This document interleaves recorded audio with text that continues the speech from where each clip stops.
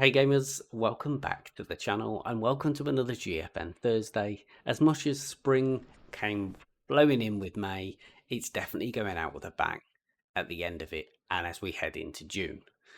We've got a total of 7 games that are going to be arriving onto the service and available to be played this week. And then if that's not enough, we've also got 17 games that are going to be available and to stream throughout the month of June. What we are going to be looking at, of course, is 5 things to take away from this week's GeForce Now news. And we're going to kick off with we're going to kick off with a big one. There's some news that we obviously are, that was kind of revealed earlier in the year, which is some stuff that's happening in June. But I think possibly the biggest one for games wise for this week is the fact that there are 3 variants of obviously World of Warcraft, which are going to be available. So there's the latest Dragonflight installment that's there. There's also World of Warcraft Classic, and then there's also World of Warcraft Catalysm Classic. So those 3 titles are going to be available to stream from today, as of the after the games are onboarded in the usual way on a Thursday. So they're going to be there, which, to be honest with you, is absolutely massive.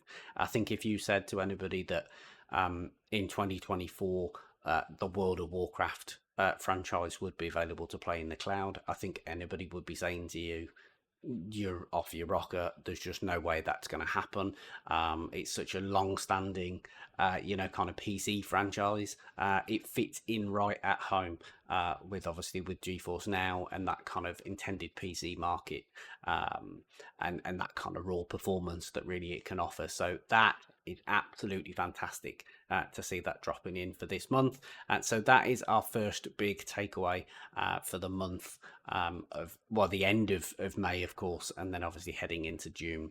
And as we say, heading into June, we've then got 4 other things to then really kind of take away and look forward to.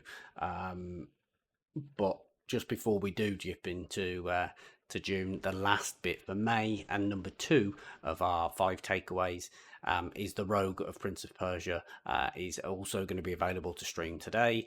So you've got that roguelike take on an installment on Prince of Persia, which looks like it's going to be a whole host of fun. It's going to be available on Steam.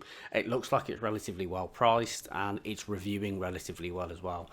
So on Steam, the reviews are mostly positive. So that's definitely, if Prince of Persia is your thing, that's definitely one to go and have a look at and go from there. So next up, firmly heading into June, is we'll go with the free-to-play one, and that is Disney Speedstorm. So a little over a year into its life, it's making its way to GFN. Obviously, the all your favorite characters from the Disney world, very much akin to kind of a Mario Kart type game, but it's free to play. Obviously, which is a great thing to get kind of people involved. Of course, there's going to be the element of microtransactions and all that sort of stuff in there to get the most out of it.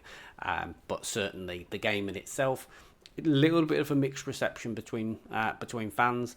But I think generally there's probably something there that they can build on, work on. So that's a great addition coming to the service in June. So that gives us our 3. So obviously we've got World of Warcraft, Prince of Persia, and then of course we've got Disney Speedstorm.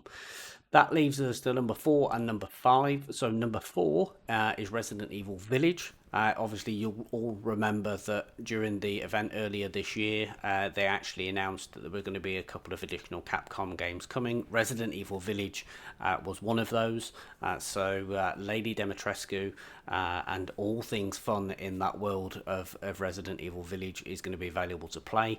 That will be coming in the month of June at some point. And then followed by that, number 5 for this week to look forward to is Street Fighter 6, another one of those titles that again was announced as going to be coming. That's also going to be available to stream in the month of June. So those are the 5 big takeaways for this week's GFN news and as we head into June. So we've got the World of Warcraft, Rogue Prince of Persia, Disney Speedstorm, Resident Evil Village, and then of course Street Fighter 6. Let us know in the comments below what you think of the month of May, and obviously some of those games that we've got to look forward to throughout the month of June. I think it's definitely to say that they've got added some real good solid games to the collection and continue to do so through the month. And of course, as we know, we'll see more than those games that they've obviously confirmed today that are going to be dropping onto the service. So let us know what you thought of the games in May. Let us know what your thoughts are on some of those bits and what you're looking forward to most in the month of June. And other than that, thank you very much, and we will catch you guys next time. Cheers.